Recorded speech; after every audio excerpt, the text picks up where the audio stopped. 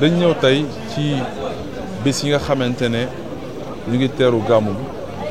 en tant que ay doomu Sénégal en tant que ay talibé en tant que représentant au Caisse de dépôt et consignation nga xamante ne tey man mii ma am charge bu nekk directeur général waaye aussi ànd ak le président du conseil de surveillance la commission de surveillance ànd ak le secrétaire général ànd ak ay directeurs ay DG de filiale mais aussi ànd ak collaborateurs yu bëri maa ngi wax léegi ci français ne collaborateurs yi fi ñëw jéggi nañ 60 wala jege nañ 60 muy wane ni mobilisation bi am na solo waaye aussi cër bu ñu jox kër gi la ndaxte dem nañ fu nekk mais tey mobilisation bi dafa gën a am doole waaye aussi ñëpp xam nañ famille bi ak bis bu mel ni Mawlid ñun Caisse de dépôt nga xamante ne acteur développement territorial lañ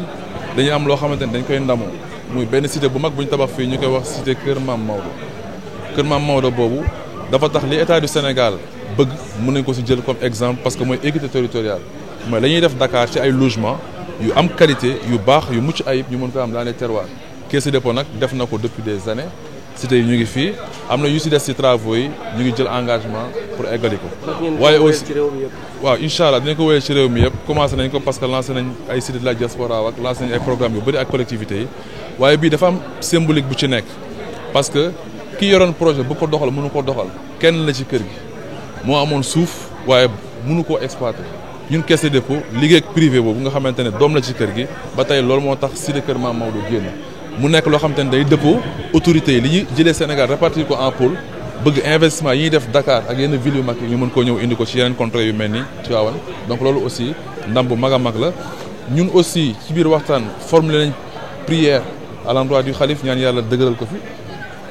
gën ko defal taxawaay bu gën a am solo waaye aussi projet yu mu am ñu mun see ànd ak moom am ci ndam waaye aussi sàkku nañ ci moom ñaan pour le président de la République pour son premier ministre pour gouvernement bi yëpp ak sénégalais yëpp ñu àndandoo liggéey Sénégal parce que premier ministre xam ngeen ni lancé na son plan de redressement waaye dëkk bi mënuñu ko redresser ci quelques bureaucrates yoo xamante ne ñoo koy yore di ko redresser dëkk bi pour ñu redresser ko dafa laaj ñuy wax adhésion populaire foog sénégalais yëpp mànkoo ànd am ay point de vue yoo xamante ne day convergente waaye aussi loolu li tax ñu am ko aussi bokk na rôle bu am solo bi nga xamante ne kër diine yi dañ ko war a jouer pour fédérer nit ci xam loolu ne li ñu bëgg a def ñëpp ñoo si gis suñu bopp comme ni ko sëriñ bi wanee sànq rek jubal jubanti benn bu ci nekk ji bu ci nekk génn ay alxuraan boo xamante ne da koy firnde. Nous sommes venus à cette période de préparation du Saint Maoulid Nabawi partager avec les autorités religieuses de la cité de Tivaouane nos volontés de participer comme d'accoutumée aux travaux qui se font lors des périodes de Maoulid. C'est vrai que la Caisse de dépôt et consignation entretient des rapports particuliers avec précisément cette famille. En ce sens où nous développons une cité appelée cité Kër Maam Maodo, ici à Tivaouane. Étant acteur du développement territorial, la Caisse de dépôt entretient des rapports particuliers avec les foyers religieux, qui sont des segments très importants dans le développement territorial, parce que facilitant l'acceptation des projets qui y sont déployés. Un second point à porter sur la nature des relations entre les privés sénégalais, la Caisse de dépôt, mais aussi le rôle axial que peut jouer le foyer religieux, notamment celui Tidjania de Tivaouane. Parlant de ce projet précisément, le privé en question appartient à cette famille religieuse. Ce qui signifie qu'il est possible que l'État du Sénégal puisse compter sur